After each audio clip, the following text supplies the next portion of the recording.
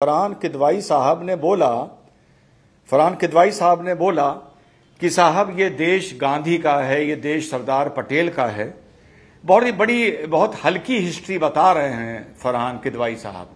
किदवाई साहब थोड़ा पीछे जाइए। ये देश प्रभु राम का है, प्रभु कृष्ण का है, गौतम बुद्ध का, महावीरा का है। ये गांधी जी बहुत सम्मान है, आपके सरदार पटेल जी ये बहुत बाद में आए हैं। और सबसे बड़ी बात, ये देश सनातन का है। बहुत नई बात बता दी आप अपनी त्रेता युग तक लेके जाइए। आपकी बात में नहीं बोले फराज को भाई, ऑडियो डाउन है आपका, बोलिए रिजवान। शांत रखो, बहुत दिनों बाद आया हूं, शांत रखो। अभी आतिशबाजी छूटेगी, शांत रहो।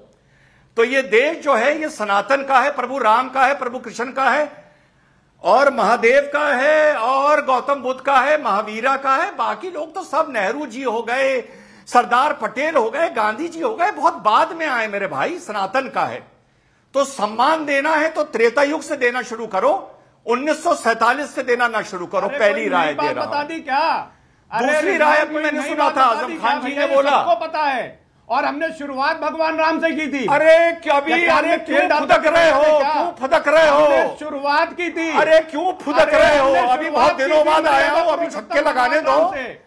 अरे क्यों फुदक रहे हो? क्यों फुदक रहे हो? शांत हो जाओ बच्चा, शांत हो जाओ। पैसा नहीं आ रहा है मेरे पास। बच्चा शांत हो जाओ, बच्चा। फराज की लग गई फुलझड़ी। आपके बीच में वो नहीं बोले, आप भी उनके बीच में ना बोले। दोनों सम्मान पूर्वक बात करें ना। कोई तलवे चाटता है, कोई दलाली कर रहा है, ये क्यों शब्द बोलने किसी के लिए? आप अपनी बात करें, वो अपनी बात करें। बोलिए रिजवान अहमद, अपनी बात को कंप्लीट करिए, बोलिए आप। बेटा जरा आराम से रहो, ठंडा पानी पियो, सुनो, हमें बहुत दिन बाद आए हैं, ठीक। और अभी आजम खान ने भी बोला कि जो लोग दिए जलाते हैं वो कुछ भी जला सकते हैं। समझ रहा हूं, हाँ। अरे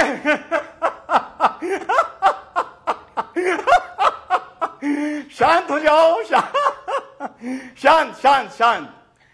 तो अमीश भाई, अभी आजम खान ने बोला कि जो लोग दिए जलाते हैं वो कुछ भी जला सकते हैं। तो इस हिसाब से एक और बात भी है, जो लोग बकरा काटते हैं वो फिर गले भी काट सकते हैं। ये पॉइंट नंबर 2 है। और फिर अभी हमारे कांग्रेस के प्रवक्ता ने बोला, जो फिलहाल समाजवादी पार्टी के प्रवक्ता बने हुए हैं, कि अखिलेश यादव जी ने एक सकारात्मक राय दी है। उनकी राय को अलग तरीके से ना देखिए, वो सकारात्मक राय है। तो ये सकारात्मक राय भैया ईद से पहले भी दे दिया करो, बकरीद से पहले भी दे दिया करो, कि कुर्बानी कैसे करें, खून कहां बहाएं, जानवर को कैसे रखें, गंदगी ना करें। तो अखिलेश यादव जी ऐसी सकारात्मक राय बकरीद को लेके भी दे दिया करें तो जरा अच्छा लगेगा। और अब अपनी बात करूंगा, जो टॉपिक है पॉलिटिकल इस्लाम। आलोक भाई ने आज कुछ मेरे जुबान से मेरे शब्द छीन लिए, कोई बात नहीं, भाई हैं वो हमारे। पॉलिटिकल इस्लाम, बिल्कुल आलोक भाई ने सही कहा, कोई नई बात नहीं है अमीश भाई।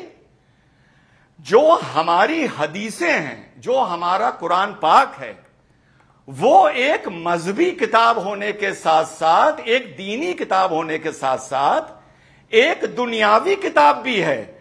उसमें कानून की बातें भी हैं, समाज की भी है, जंग की भी है, अपराधी को सजा देने की भी है, निकाह की भी है, तलाक की भी है, दुश्मन से कैसा व्यवहार करो उसकी भी है। इसी तरह से हमारी मुस्लिम में हदीसें भी हैं। हमारी हदीसें, किदवाई साहब को इतना ज्ञान नहीं होगा, सिर्फ इस्लामी या दीनी हदीसें नहीं हैं, वो सामाजिक हदीसें भी हैं। और इस्लाम, जब भी मुसलमान ने इस्लाम का पैगाम फैलाया, ये आलोक भाई ने बड़ी अच्छी बात बोली। ये जो व्हाट्सएप पे रट करके आते हो, अरे यार, अमीश भाई से बोलना कि एक दिन डिबेट करा देंगे, तुम्हारे जैसे इंटेलेक्चुअल्स को 5 मिनट में रवाना कर देंगे। ये राक्षस की तरह हा जो हंस रहे हो ना, ये हंसी का खाते हो मेरे चचा, ये सिर्फ हंसी का खाते हो। किसी दिन डिबेट कर लेना मेरे भाई। अरे किसी दिन क्यों आज ही डिबेट हो रही है? कर लेना। अरे किसी दिन क्या आज ही डिबेट हो रही है? अरे चचा आज ही डिबेट हो रही है, किसी दिन क्या आज ही हो रही है? तुम्हारे जैसे ज्ञानी लोगों से भैया ऊपर वाला बचाए। तुम्हारे जैसे अगर पढ़े लिखे हो तो पढ़े लिखे जाहिलों से। अरे तुम क्या बात करोगे? आते ही आग लगानी शुरू कर देती हैं और हंसते कहते हा हा हा हा हा। अरे राक्षस मानने वाले मेरे क्या कर रहे हो? इतनी आग ना लगाओ चचा। क्यों इतनी आग लगा रहे हो मेरे चचा? अरे जरा सभ्यता से डिबेट कर लो। ये हंसना हो तो जा करके बीजेपी वालों के सामने हंसो तो कुछ डाल देंगे तुम्हारे आगे। अरे वाह, और हंसो राक्षस की तरह। अच्छा ठीक है, आप अपनी बात बोलिए दोनों। अच्छा अब रिजवान अहमद आपको 2.5-3 मिनट हो गए अपनी बात को रखते रखते। अब फराज की भाई एक सेकंड फराज की भाई आप बोल लीजिए, आपको 30 सेकंड बोलना है, बोल लीजिए, फिर वारिस पठान है। ओके बोलिए फराज की भाई, 30 सेकंड बोल लीजिए। अच्छा, मैं ये जो ज्ञानी आदमी है अमीर जी, मैं ये जो ज्ञानी आदमी है, मैं इनसे पूछना चाहता हूं कि ग्राहम स्टीवर्ट स्टेन्स को किस पॉलिटिकल इस्लाम के तहत जिंदा जलाया गया? मणिपुर में महिलाओं को जो नंगा घुमाया गया वो किस पॉलिटिकल इस्लाम की वजह से किया गया? बिल्किस बानो के रेपिस्ट को माला पहनाई गई, मिठाई खिलाया गया, वो किस पॉलिटिकल इस्लाम की वजह से? you made your point. You made your point. Okay. That's a serious discussion. That's a serious discussion. मैं कहता हूं seriously discussion को ले. You made your point. That's a very serious point made by Faraz Kidwai. Okay, Rizwan Ahmed, respond to this. Yes. Then Waris Pathan. अब देखिए अमीश भाई, फराद भाई की मेरी बात उनके ऊपर से निकल गई। मैंने जब पॉलिटिकल इस्लाम बोला तो मैंने ये तो नहीं बोला कि मुसलमान बलात्कार करता है या कत्ल करता है या ये, मैंने तो ये बोला ही नहीं। मैंने कहा बोला? अरे ये तो यही सारे किस्से लेके आ रहे हैं। पॉलिटिकल इस्लाम होना कोई बुरी बात नहीं है। पॉलिटिकल इस्लाम होना कोई बुरी बात नहीं है। आप पॉलिटिकल इस्लाम को गाली की तरह क्यों देख रहे हैं?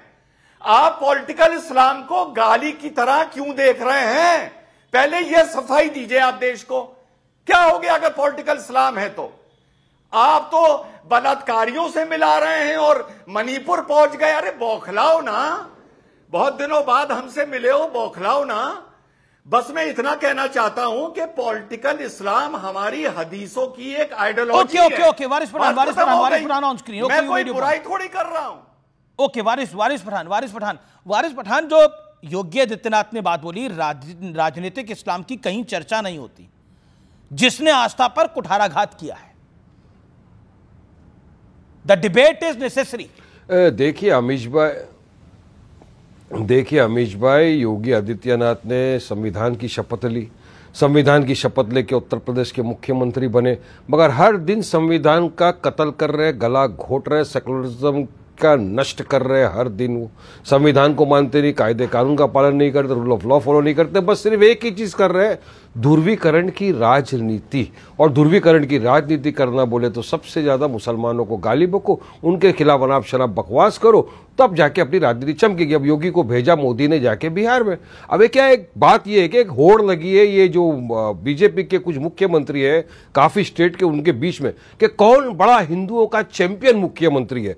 अब सब अपने अपने हिसाब से बनते। अब योगी जी थोड़ा बीच में बैकफुट पे आ गए थे क्योंकि लोगों ने उनको घेरा, क्योंकि मैं नहीं मानते संविधान को। सुप्रीम कोर्ट के जज ने कहा था कि बुलडोजर आप नहीं चला सकते without following due process of law, मगर वो चला रहे थे तो बैकफुट पे थे। उन्होंने कहा मैं ऐसा जाके कुछ करूंगा बिहार में कि जिससे वापिस मैं लाइमलाइट में आ जाऊं, वापिस से मैं पोलराइजेशन कर दूं, वापिस मैं ध्रुवीकरण कर दूं। लेकिन आप इसमें एक चैप्टर को मिस कर रहे हैं।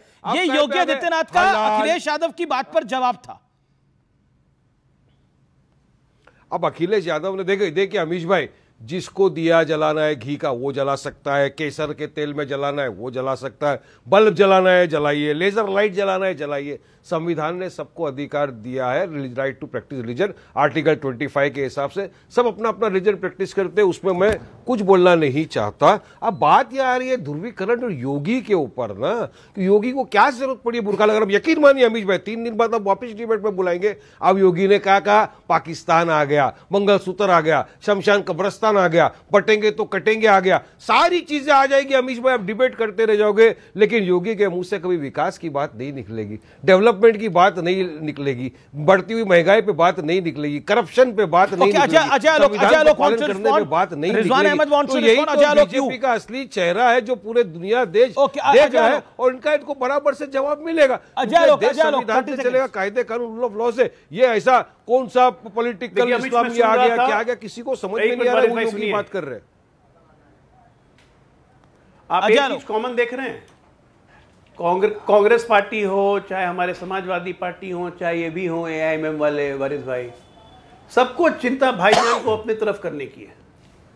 बड़ा सही बोला सुरेंद्र भाई ने।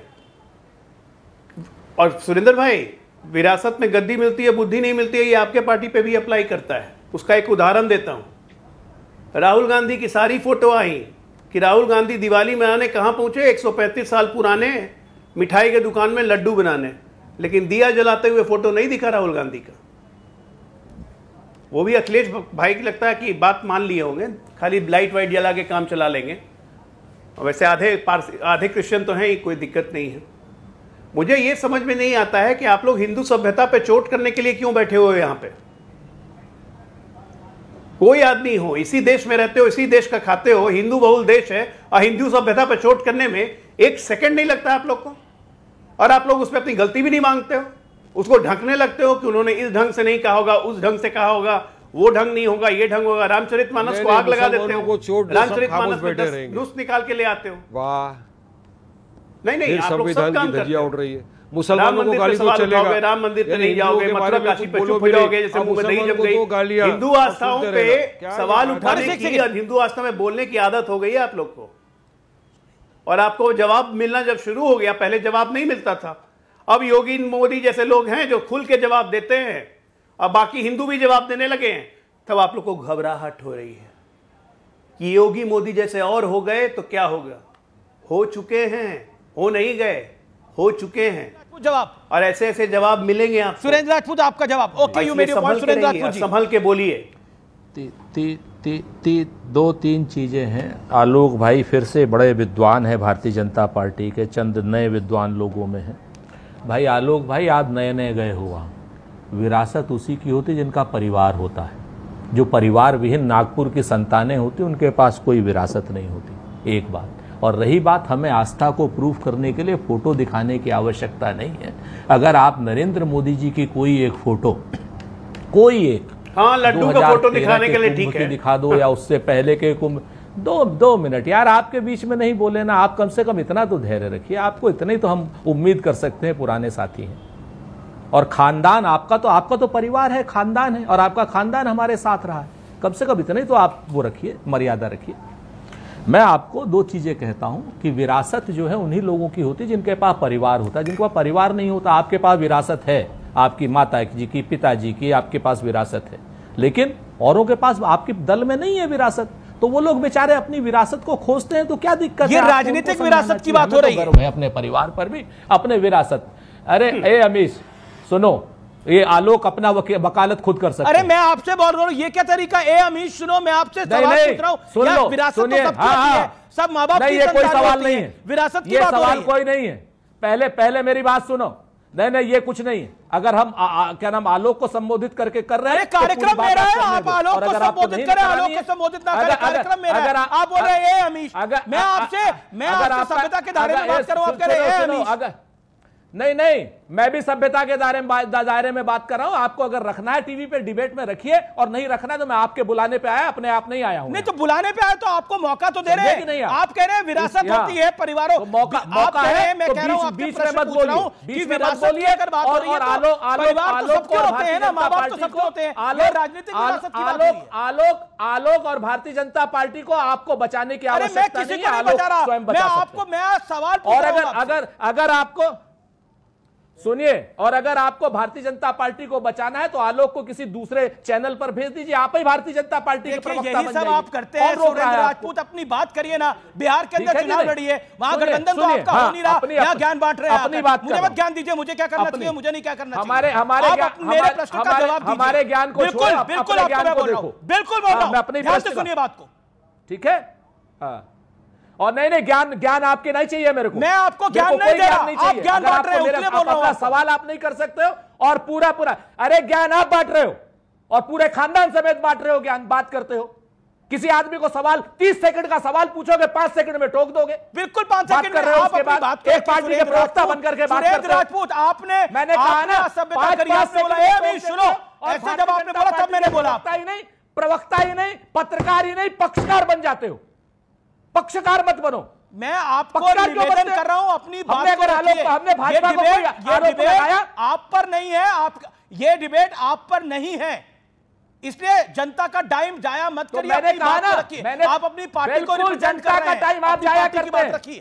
जनता का टाइम अभी देवगन जैसे लोग जाया करते हैं। अब सुनिए तो रही बात विरासत उनके पास होगी जिनका अपना खानदान होगा, परिवार होगा, हमें अपना गर्व है अपने उस पर। और दूसरी बात, 2013 से पहले नरेंद्र मोदी जी की एक तस्वीर दिखा दीजिए कुंभ के स्नान की, एक तस्वीर दिखा दीजिए, एक नरेंद्र मोदी जी की। ठीक है। तीसरी बात, कैलाश मानसरोवर की एक तस्वीर दिखा दीजिए, कैलाश मानसरोवर की राहुल गांधी जी की हम आपको 10 तस्वीर दिखाते हैं। आप बात करते हैं आस्था की। अरे भाई, आप आस्था के व्यापारी हैं, भारतीय जनता पार्टी वालों, व्यापार करते हो, आस्था का व्यापार करते हो, प्रभु श्री राम का व्यापार करते हो, दीपावली का व्यापार करते हो, होली का व्यापार करते हो। आप लोग होली के नाम पर, दिवाली के नाम पर, धर्म के नाम पर सिर्फ और सिर्फ वोटों की राजनीति करते हो, राजनीति करते हो। और जो लोग ये काम करेंगे वो पाप के भागी होंगे, श्राप के भागी होंगे। अजय लोग 30 सेकंड में जवाब। अजय लोग, हमने तो कभी नहीं कहा कि हम धर्म के साथ नहीं हैं। हम तो हमेशा धर्म के साथ ही राजनीति करते रहे हैं और धर्म के साथ ही राजनीति करेंगे। अधर्मी तो आप लोग हैं, अधर्मी तो आप लोग हैं जिन्होंने अपने हिंदू धर्म को छोड़ के बाकी सभी धर्मों की वकालत की। इस टीवी डिबेट पे भी यही हो रहा है, खुलेआम